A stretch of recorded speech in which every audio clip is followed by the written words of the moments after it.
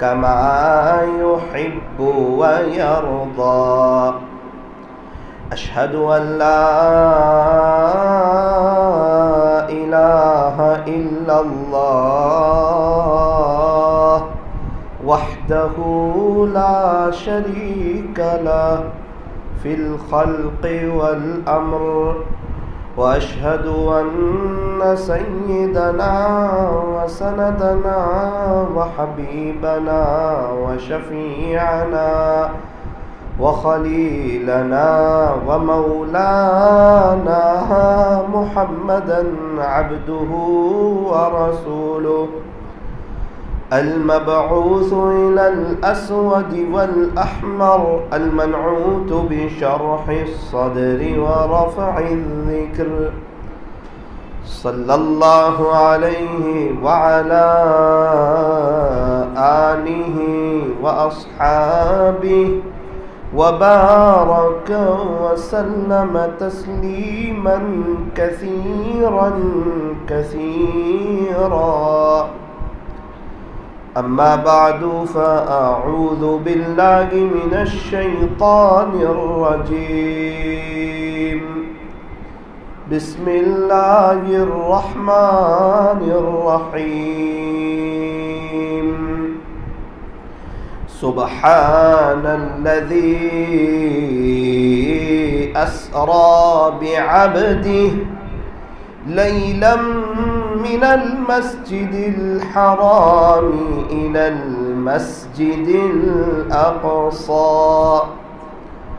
وقال الله تبارك وتعالى في مقام آخر: كل نفس ذائقة الموت ثم إلينا ترجعون. صدق الله مولانا العظيم. وقال النبي صلى الله عليه وسلم: ليس شيء أكرم على الله من الدعاء. رواه الترمذي، أو كما قال عليه الصلاة والسلام. محبت سے درود شریف پڑھ لیجیے.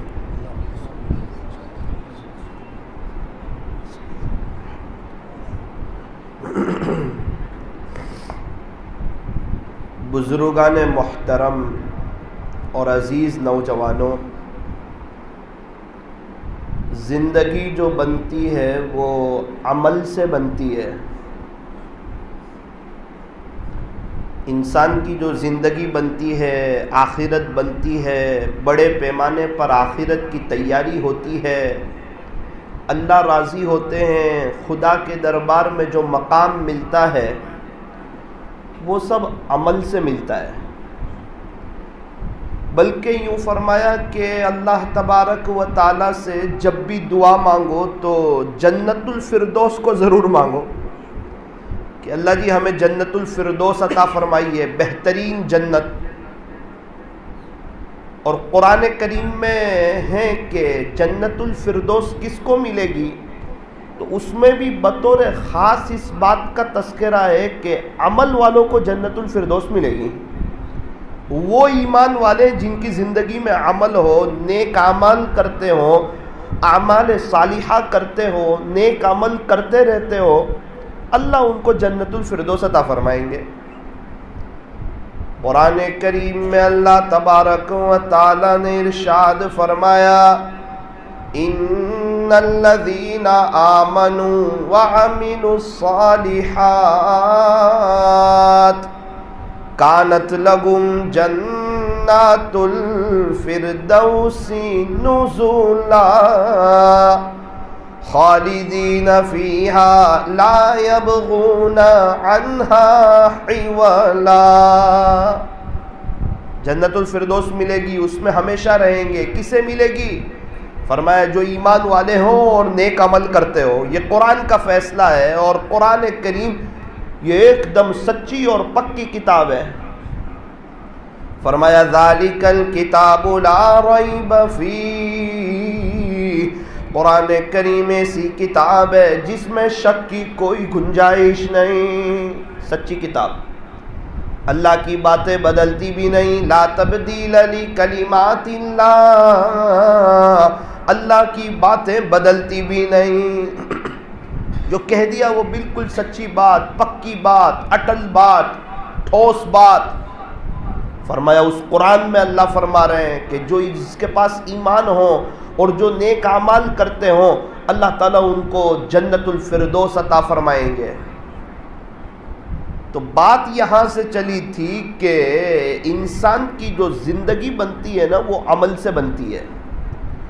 اچھا، اسکول میں کچھ بچے جاتے ہیں، ایک بچے کی سوچ ہوتی ہے کہ یار میں پاس ہو جاؤں، چاہے پروموشن پاس ہو جاؤں، اور میں آگے کے درجے میں چلا جاؤں، آگے کے اسٹینڈرڈ میں چلا جاؤں۔ وہ بچہ ویسی محنت کرتا ہے، اور جس بچے کی سوچ یہ ہو کہ میں تھوڑا سا اچھے نمبر سے کامیاب ہو جاؤں، 50 اپ لے جاؤں، وہ ویسی محنت کرتا ہے۔ اور جس بچے کی یہ سوچ ہو کہ تھوڑا مجھے 70 اپ لینا ہے، وہ ویسی محنت کرتا ہے۔ اور ایک بچے کی سوچ ہو کہ میں پورے علاقے میں، پورے اون میں فرسٹ پہ آؤں، میں 97 اپ لے جاؤں، میڈیا والے میرے گھر آئے، اخبار میں میرا تذکرہ آئے، میرے سر کا اور میرے باپ کا سر فخر سے بلند ہو جائے، وہ بچہ ویسی محنت کرتا ہے، رات دن محنت کرتا ہے، اسکول میں دھیان سے پڑھتا ہے، ٹیوشن وقت پر جاتا ہے، صبح میں جلدی اٹھتا ہے، اچھی محنت کرتا ہے، اچھی تیاری کرتا ہے۔ کیوں؟ اس کو فرسٹ نمبر پہ کامیاب ہونا ہے۔ بالکل اسی طرح آخرت کے بارے میں کچھ لوگ ہوتے ہیں، ان کی سوچ ہوتی ہے کہ بس میری مغفرت ہو جائے۔ کچھ لوگ ہوتے ہیں، ان کی سوچ ہوتی ہے کہ مغفرت تو ہو جائے، لیکن مغفرت ہونے کے ساتھ ساتھ اللہ تعالیٰ مجھے جنت میں پیارے نبی کا پڑوس عطا فرمائے، اور بغیر حساب کتاب کے جنت میں میرا داخلہ ہو جائے۔ اور وہ خوش نصیب لوگ جو جنت میں بار بار اللہ کا دیدار کریں گے، بار بار ان کا نمبر آئے گا، وہ خوش نصیبوں میں میرا بھی شمار ہو جائے۔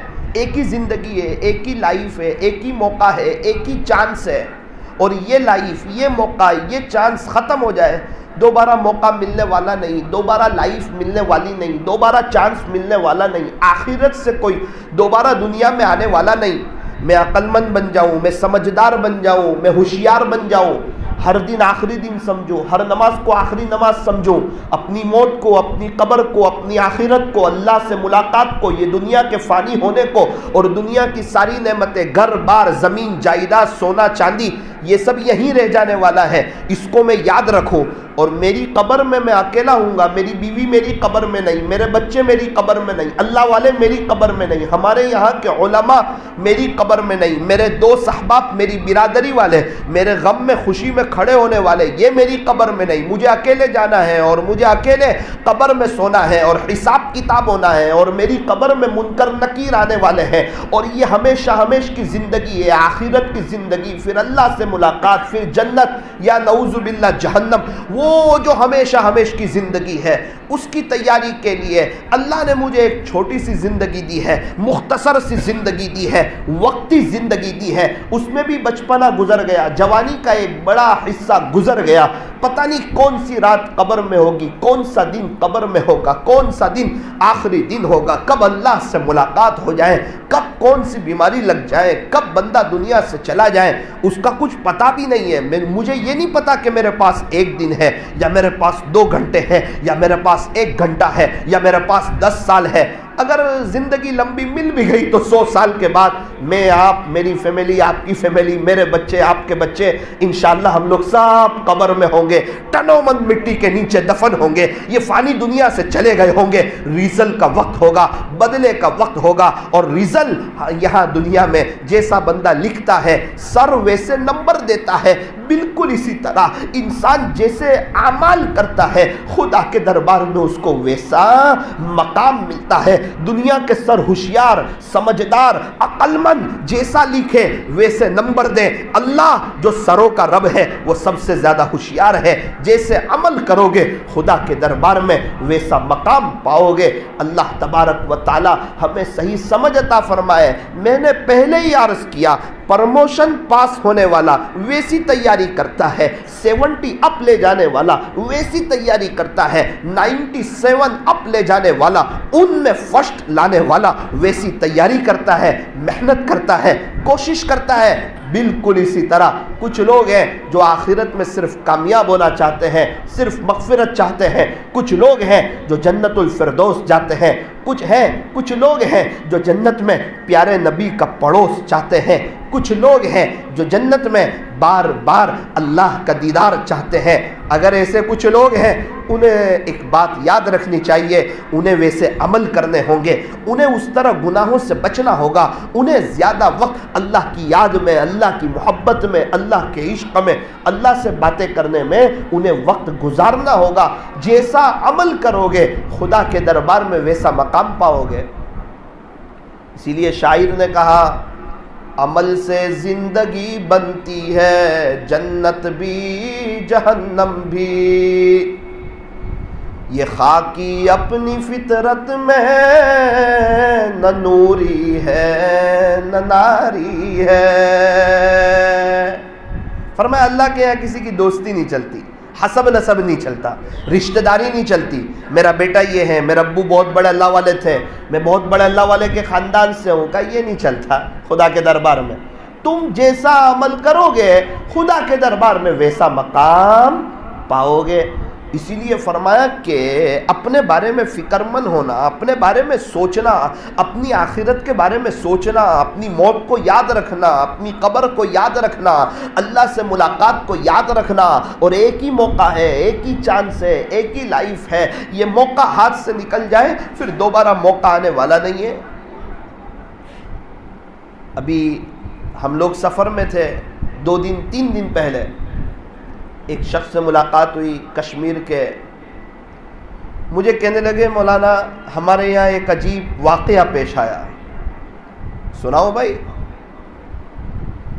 ہمارے یہاں ایک نوجوان ہے، عابد نام کا ایک لڑکا ہے کا،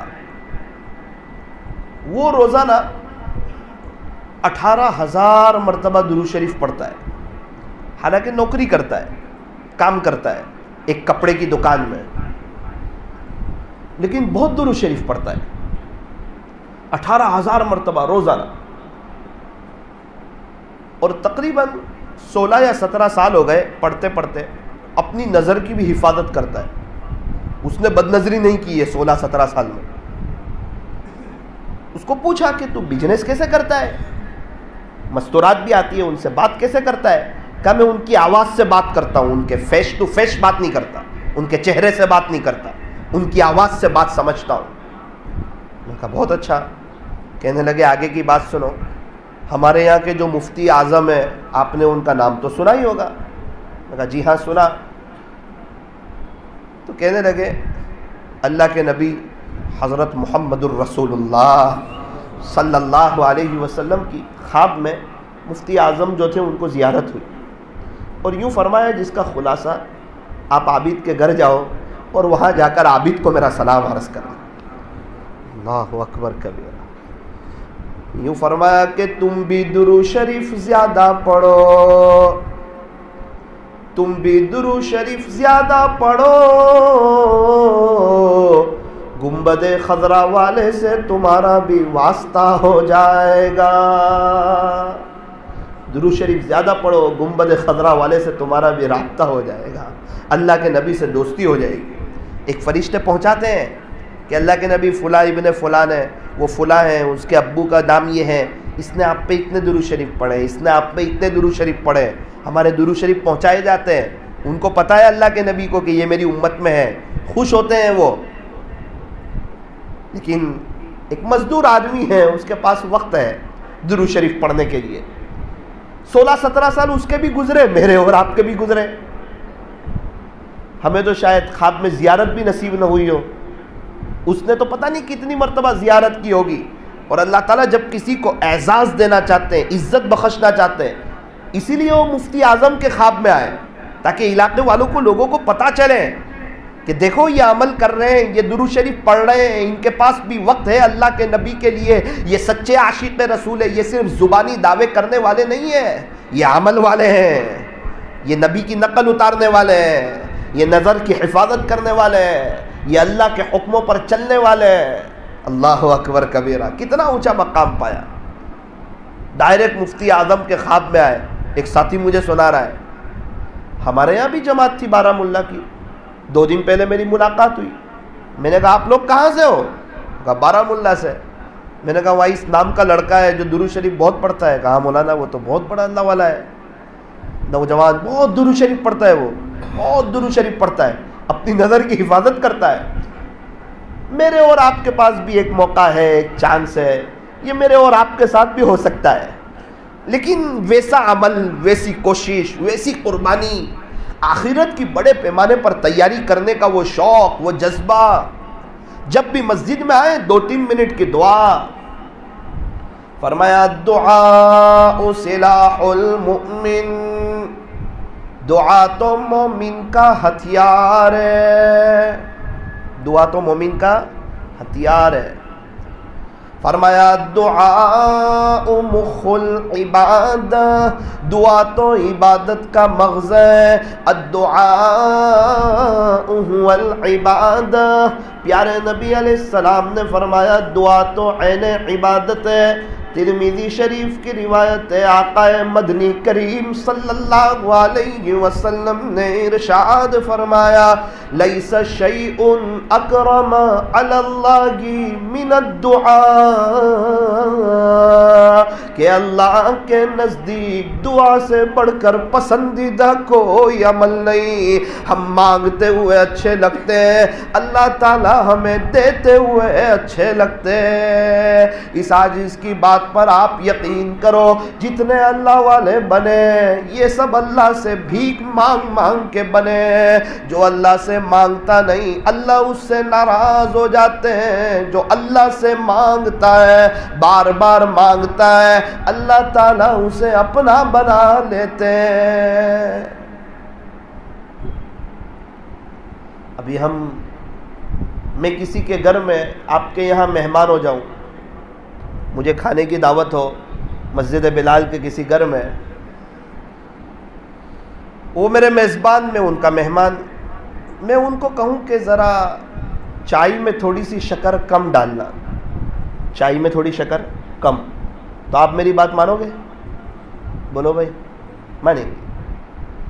تھوڑا سا مرچ کم لینا، تو آپ میری بات مانو گے؟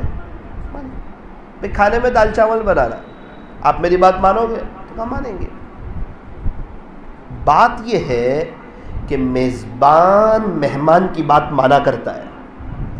ہم مسجد میں آئے نا تو اللہ ہمارے میزبان ہیں، ہم اللہ کے مہمان ہیں، تو ہم جو بات کہیں گے اللہ مانیں گے؟ مانیں گے۔ تو پھر کیوں پریشان ہونا؟ گھر کا مسئلہ، بیوی کا مسئلہ، بچوں کا مسئلہ، کاروبار کا مسئلہ، پیسوں کا ٹینشن، مسلمان اور ٹینشن میں، جس کے پاس اللہ ہو وہ ٹینشن میں، جس کے پاس اللہ کے نبی ہو وہ ٹینشن میں، جس کے پاس قرآن ہو وہ ٹینشن میں، وہ پریشان، وہ یوں کہے کہ مجھے بے چینی لگتی ہے، وہ یوں کہے کہ میرے مسئلے حل نہیں ہوتے، جس کے پاس اللہ ہو۔ اس کا یہ مطلب ہے اللہ تو ہے لیکن اس کے پاس اللہ پاس مانگتا نہیں ہے، اس کے پاس وقت نہیں ہے، اللہ کے نبی کے طریقوں پر چلتا نہیں ہے، قرآن پڑھنے کے لیے اس کے پاس وقت نہیں ہے۔ مسلمان ہو اور پریشان ہو، یہ تو ہو نہیں سکتا۔ مسلمان کے پاس تو مسائل کا حل ہے۔ جب بھی نماز میں آئے اس بات کو طے کریں کہ انشاءاللہ 3-4 منٹ بھیک ضرور مانگیں گے، انشاءاللہ اللہ کے لیے وقت نکالیں گے، اللہ سے مانگنا ہے۔ ہم مانگتے ہوئے اچھے لگتے ہیں، اللہ تبارک و تعالی ہمیں دیتے ہوئے اچھے لگتے ہیں۔ جو انسان اللہ سے مانگتا ہے اللہ اس کے دل کو ہلکا کر دیتا ہے، اس کے مسائل کو حل کر دیتا ہے، اس کے پرابلم سالو ہو جاتے ہیں، اس کی زندگی میں بہاریں آ جاتی ہے۔ ہم میں سے کون ہے جو ہر سال حج میں نہیں جانا چاہتا؟ ہم میں سے کون ہے جو بار بار عمرہ نہیں کرنا چاہتا؟ ہم میں سے کون ہے جو غریبوں کی، یتیموں کی، بیواؤں کی، پریشان حالوں کی مدد نہیں کرنا چاہتا؟ ہم میں سے کون ہے جو اچھا مکان، اچھی گاڑی اور ویل سیٹ زندگی نہیں چاہتا؟ ہم میں سے کون ہے جو آخرت بنانا نہیں چاہتا؟ سب چاہتے ہیں، لیکن یہ کہ کتنے لوگ ہیں جو دن میں 5 مرتبہ کہتے ہو اللہ میں ہر سال حج میں جانا چاہتا ہوں؟ آپ کے لیے کوئی مشکل نہیں، آپ مجھے بلا لیں۔ کہنے والے بہت کم ہیں، اور جو کہنے والے ہیں اللہ تعالیٰ ان کو بار بار لے جاتا ہے۔ ایک شخص دعا کرتے تھے، اللہ ہر سال حج کرنا چاہتا ہوں، ہر سال عمرہ کرنا چاہتا ہوں، رمضان کے آخری عشرے میں مسجد نبوی میں اعتکاف کرنا چاہتا ہوں، مدینہ منورہ کی موت چاہتا ہوں۔ ان کی دعائیں ہیں، ان کی تمنا ہے، اور کس سے رہے ہیں؟ جو بادشاہوں کا بادشاہ ہے، سارے خزانوں کا مالک ہے، جس کے پاس کوئی کمی نہیں ہے، جو دے کے خوش ہوتا ہے، مانگنے والوں سے پیار کرتا ہے، اس کو اپنا قریبی بنا لیتا ہے، تانا نہیں دیتا، وہ دے کے خوش ہوتا ہے۔ اس اللہ سے بندہ مانگ رہا ہے، 3 تمنائیں اپنی اللہ کے سامنے رکھ رہے ہیں۔ نمبر 1، ہر سال حج کرنا چاہتا ہوں۔ نمبر 2، آخری عشرے میں مسجد نبوی میں مدینہ منورہ میں اعتکاف کرنا چاہتا ہوں۔ نمبر 3، میں جنت البقیع کا مدفن چاہتا ہوں۔ یہ واقعہ ہم نے بہت دفعہ سنا ہوگا، لیکن اس کا سبق کیا ہے؟ وہ تمنا ہے، وہ مانگنا، وہ آرزو بنانا، وہ بات اللہ کے سامنے رکھنا، اور اس یقین کے ساتھ کہ میرا اللہ یہ سب کر دے، اس کے خزانوں میں ذرہ برابر کمی آنے والی نہیں ہے، اور اگر وہ ساری نعمت مجھے دے دے، اللہ کو کوئی پوچھنے والا نہیں، اس کا کوئی وزیر نہیں، اس کا کوئی مشیر نہیں، اللہ کو کوئی دبا سکتا نہیں، وہ جب جو چاہے وہ کر سکتے ہیں، وہ بادشاہ ہے، وہ شہنشاہ ہے، وہ احکم الحاکمین ہے، وہ تاجدار مدینہ کے رب ہے۔ آسمان اللہ کا، زمین اللہ کی، چاند اللہ کا، سورج اللہ کا، ستارے اللہ کے، چرندے اللہ کے، درندے اللہ کے، پرندے اللہ کے، ساری مخلوقات اللہ کی، یہ ہواؤں کا نظام اللہ کے قبضے میں، یہ سمندر کا نظام میرے رب کے قبضے میں، یہ پہاڑوں کا نظام میرے رب کے قبضے میں، کبھی گرم ہوا چلانا، کبھی ٹھنڈی ہوا چلانا، کبھی ہواؤں کے ساتھ بارش کو برسانا، کبھی خوشی دینا، کبھی غم دینا، روزانہ کتنے لوگوں کو موت دینا، کتنے لوگوں کو زندگی دینا، کتنوں کو صحت دینا، کتنوں کو بیمار دینا، کتنوں کو عزت دینا، کتنوں کو ذلیل کرنا، یہ سب میرے رب کے ہاتھ میں ہے۔ بادشاہ وہ ہے، ساری دنیا مل کر، ساری دنیا کی طاقت، ساری دنیا کے انجینئر، ساری دنیا کے ڈاکٹر، ساری دنیا کے وکیل، اور ساری دنیا کے پروفیسر، اور ساری دنیا کے اللہ والے مل کر ایک مچھر نہیں بنا سکتے، ایک مکھی نہیں بنا سکتے، ایک کیڑی نہیں بنا سکتے، ایک مکوڑا نہیں بنا سکتے۔ اس میں جان کون ڈالے گا؟ ایک پہاڑ نہیں بنا سکتے، اور میرا اللہ ماں کے پیٹ میں کئی اندھیری کوٹھڑیوں میں ہر ایک کی فنگر پرنٹ الگ الگ بناتا ہے، اور اپنی قدرت بتاتا ہے کہ یہ ہوں میں تیرا اللہ، تیرے سارے مسئلوں کا حل میرے ہاتھ میں ہے، ریموٹ کنٹرول میرے ہاتھ میں ہے، تو مجھے ناراض کر کے کون سی خوشی پالے گا، کون سی عزت پالے گا؟ میرے نبی کے طریقوں کے تو اپنے بدن سے جنازے نکال کر، اپنی فیملی سے جنازے نکال کر، اللہ کے نبی کو ناراض کر کے، مجھے ناراض کر کے تو میری زمین پر کیسے خوشحال رہ سکے گا؟ مغل کے سارے بادشاہ خالی ہاتھ چلے گئے، تیرے دادا، تیرے پردادا، ان کے ابا خالی ہاتھ چلے گئے، تو بھی خالی ہاتھ جائے گا، تو جائے گا، تیری بیوی جائے گی، تیرے بچے جائیں گے، جیسے اعمال ہوں گے ویسے فیصلے ہوں گے۔ تجھے پہلے ہی کہا تھا کہ اے ایمان والو، تم اپنے آپ کو اور اپنی فیملی کو جہنم کی آگ سے بچاؤ۔ تو یہ بتا کہ تیرے اندر نبی کے طریقے کتنے، تیری بیوی میں کتنے، تیرے بچوں میں کتنے؟ بچوں کی پڑھائی کی تجھے فکر ہے، ان کی اسکول کی فکر ہے، ان کی ٹیوشن کی فکر ہے، تیری بیوی کھانا بناتی یا نہیں بناتی اس کی تجھے فکر ہے، تیرے کپڑے کو پریس کرتی یا نہیں کرتی اس کی تجھے فکر ہے، تیرے بستر کو صاف رکھتی یا نہیں رکھتی اس کی تجھے فکر ہے، سب چیز کی تجھے، تیری فیملی کو، تیرے بچے کو فکر ہے۔ کیا کبھی تو نے یہ بھی سوچا کہ میری فیملی قبر میں جائے تو یہ قبر جنت کا باغ بن جائے؟ یہ اصل فکر ہے۔ اور یہ باتیں یہ عاجز آپ سے کوئی غصے میں نہیں کہہ رہا ہے، ایک خیر خواہی میں کہہ رہا ہے، ایک درد دل سے کہہ رہا ہے کہ ہم پریشان کیوں ہیں؟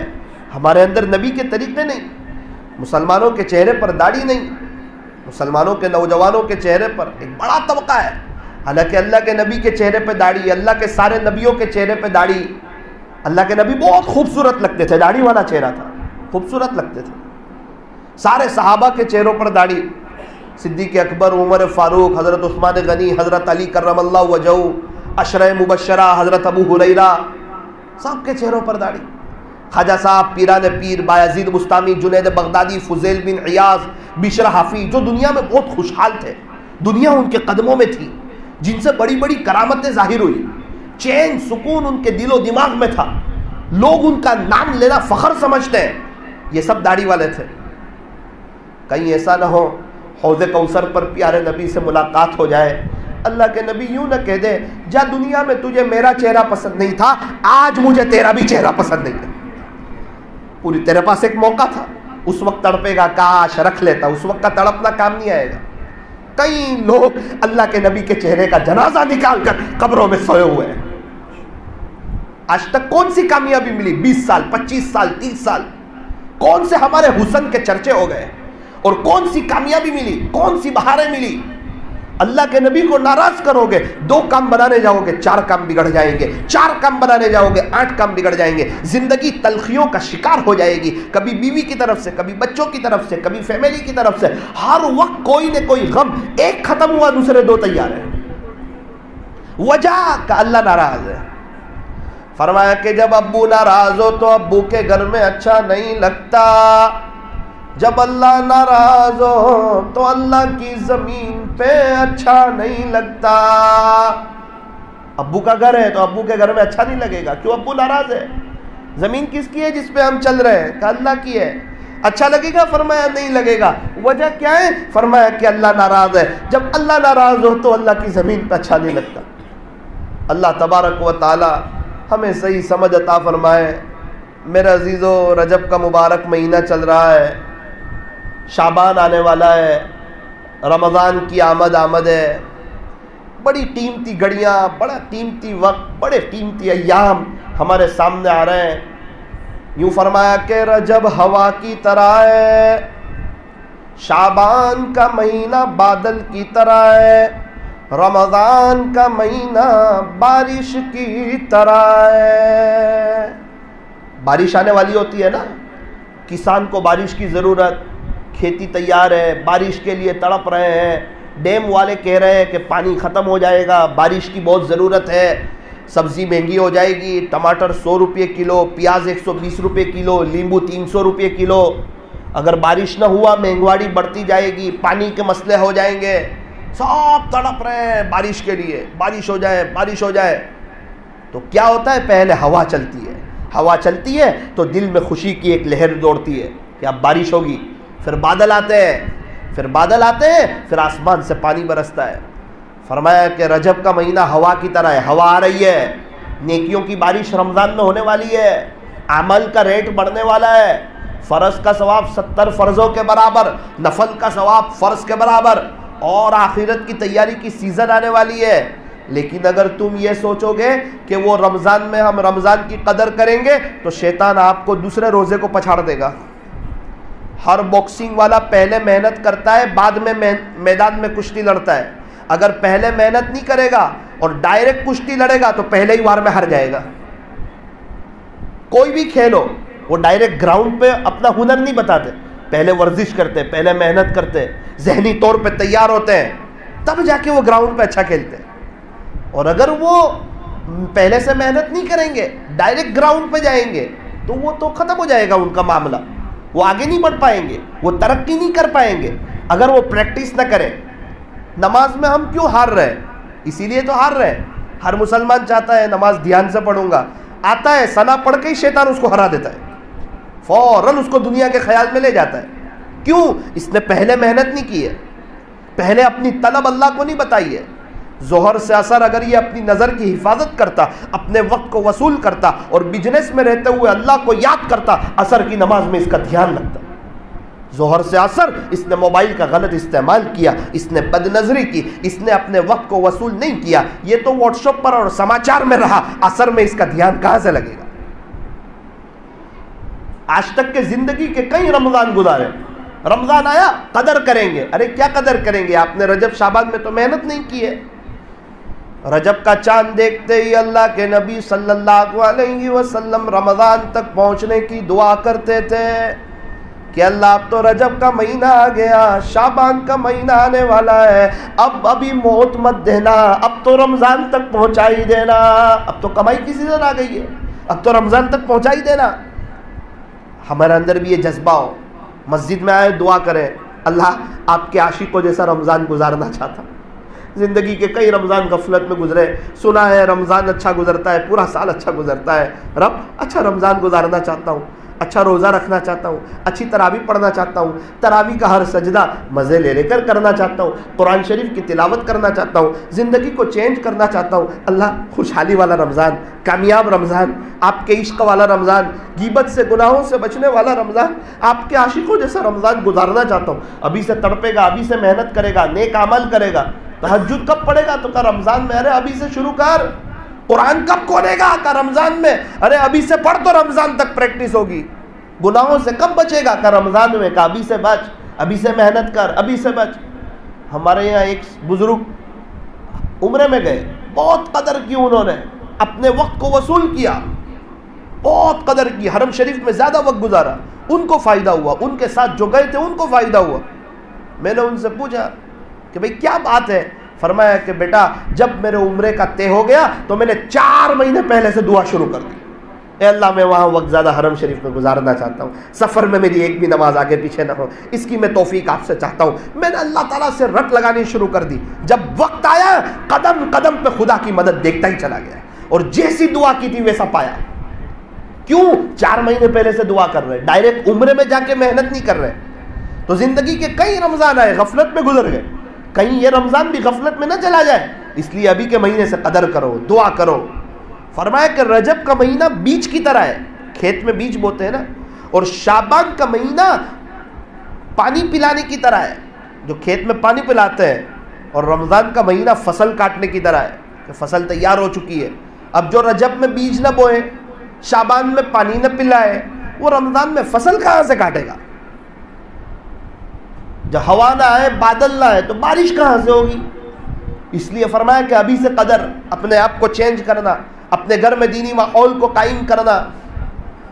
ابھی سفر میں تھا ایک جگہ، ایک بزرگ سے ملاقات ہوئی، کیا کرتے ہو؟ کہا الحمدللہ بیٹا روزانہ 20,000 مرتبہ درود شریف پڑھ لیتا ہوں۔ ابھی کی بات، 10 دن نہیں ہوئے اس کو، گزشتہ جمعہ 14 دن ہو گئے۔ کیا کرتے ہو؟ بیٹا روزانہ 20,000 مرتبہ درود شریف صلی اللہ علیہ وسلم، 20,000 ہو رہے، روز ہو رہے، روز پابندی سے، ہاتھ میں تسبیح تھی، 5,000 استغفار۔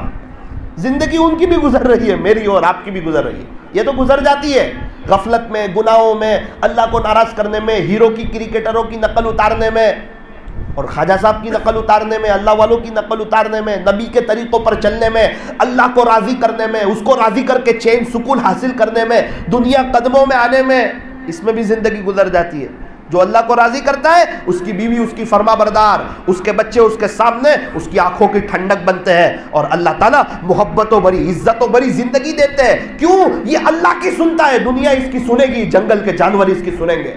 اور جو اللہ کی نہیں مانتا، فجر کی نماز چھوڑ دیتا ہے، اپنے اندر سے نبی کے طریقے، سنت طریقوں کے جنازے نکال کر کے اللہ کو کھلم کھلا ناراض کر کے اللہ کو ناراض کرنے کا اعلان کرتا ہے، اس کی بیوی نافرمان، اس کے بچے نافرمان، 2 کام بنانے جائے 4 کام بگڑ جائے، 5,000 کمائے 10,000 کا خرچہ، 15,000 کمائے 25,000 کا خرچہ، 50,000 کمائے 60,000 کا خرچہ، پورے سال میں 1,20,000 جمع کیا، 11ویں مہینے میں کسی کا 2 لاکھ کا آپریشن، خوش نہیں رہنے دے گا اللہ اس کو، کیونکہ اس نے اللہ کو ناراض کیا ہے۔ اللہ تعالیٰ ہمیں صحیح سمجھ عطا فرمائے، وہ بڑا کریم ہے، بڑا رحیم ہے، معاف کر کے خوش ہوتا ہے۔ ایک میرا اللہ ہی تو ہے جو تانا نہیں دیتا، پہلے کہاں گیا تھا، اب کیوں آیا، اتنے گناہ کر کے کیوں آیا، مجھے ناراض کر کے کیوں آیا۔ ماں باپ بھی تانا دے دیتے ہیں، میرا اللہ تانا نہیں دیتا۔ آج ضرورت ہے اللہ کی طرف آئے، وہ بڑے کریم ہے۔ ایک آدھ منٹ کی ایک بات کہہ کر اپنی بات کو ختم کرتا ہوں۔ کئی جگہ سنا ہے، ہمارے نوساری سے ایک نوجوان کا مجھے فون آیا، مولانا میری بھابھی کا انتقال ہو گیا، وہ جوان ہے۔ میں نے کہا کیا عمر تھی؟ کہا 24 سال، چھوٹے بچے ہیں 7 سال کے، دعا کرنا۔ لیکن عجیب معاملہ پیش آیا۔ کیا پیش آیا؟ آپ کے سورت ضلع میں ہی ان کو دفن کیا ہے۔ ابو اور ان کے بچے قبرستان گئے تو اس کے سر کے پاس سے 3 سانپ باہر آ گئے. 20 دن ہوئے اس بات کو بھی, زیادہ نہیں. میں نے سمجھا ہے کہ بازو کے گھڑے سے سانپ باہر آ رہے ہوں گے. بولے نہیں, اس کے سر کے پاس سے ہی 3 سانپ باہر آئے. پورا کھڈا ہو گیا وہاں پر, اور سانپ ادھر ادھر جاتے نہیں ہیں. وہ کوئی بھی آتا ہے اس کو دیکھ کے اندر چلے جاتے ہیں اس کے سر کے پاس. پتہ نہیں اس کا کیا ہوتا ہوگا اندر, اللہ حفاظت فرمائے. پھر بستی والے آئے, دوبارہ سانپ باہر آ گئے. بچہ بھی ڈر گیا, ابو بھی رو رہے ہیں, امی ابو بھی رو رہے ہیں, گھر والے پریشان. ایک تو 24 سال کی جوان عورت کا انتقال ہو گیا, اس کا صدمہ, چھوٹے چھوٹے بچے اس کا صدمہ, اور قبر سے سانپ باہر آ گئے اس کا صدمہ. اب کیا کریں, کوئی وظیفہ بتائیں آپ. میں نے کہا نماز نہیں پڑھتی تھی. بولے نماز تو پڑھتی تھی. اچھا, اور کیا کرتی تھی؟ پردہ نہیں کرتی تھی. بولے پردہ بھی کرتی تھی. گناہ کیا کرتی تھی؟ بولے بد نظری اور زنا. آج ہمارے گھر میں سے وہ کون سا مکان ہے جس میں عورتیں سیریل نہیں دیکھتی, اس میں مردہ آتے ہیں ان کے چہرے کو نہیں دیکھتی. ہم میں سے کتنے لوگ ہیں نیوز دیکھتے ہیں؟ ایک عورت نیوز دیتی ہے تو بولے ہم نیوز دیکھ رہے ہیں. ارے وہ مستورات کو دیکھنا کہاں جائز ہے؟ اخبار میں عورت کا فوٹو دیکھنا کہاں جائز ہے؟ اور انسان بنداس. اللہ اکبر کر. اس لیے فرمایا کہ سورہ ملک پڑھ لو روزانہ رات میں سونے سے پہلے. تبارک الذی بیدہ الملک وہو علی کل شیء قدیر. یہ عذاب قبر سے بچانے والی صورت. اور آخرت کو بہت نارمل مت لو, اللہ کو بہت نارمل مت لو, بہت کمزور مت سمجھو اللہ کو. بہت طاقتور ہے وہ خوشیاں بھی دے سکتا ہے اور پڑکڑ بھی سکتا ہے. اتنا ہے کہ اللہ ہم پر بہت کریم ہے, ہمیں ایمان دے دیا. 42 تو مذہب ہے, اس میں سے ہمیں اسلام دیا, اللہ کا شکر ہے. پیارے نبی کی امت میں سے بنایا, توبہ کا دروازہ کھلا رکھا, ابھی معاف کر دینے کے لیے تیار ہے. اللہ تعالیٰ اب ہمیں بھی تھوڑا سا نرم دل ہو جانے کی, آخرت کی فکر کرنے کی اور توبہ کر لینے کی اللہ ہمیں توفیق اور سعادت نصیب فرمائے. آمین. وآخر دعوانا ان الحمد للہ رب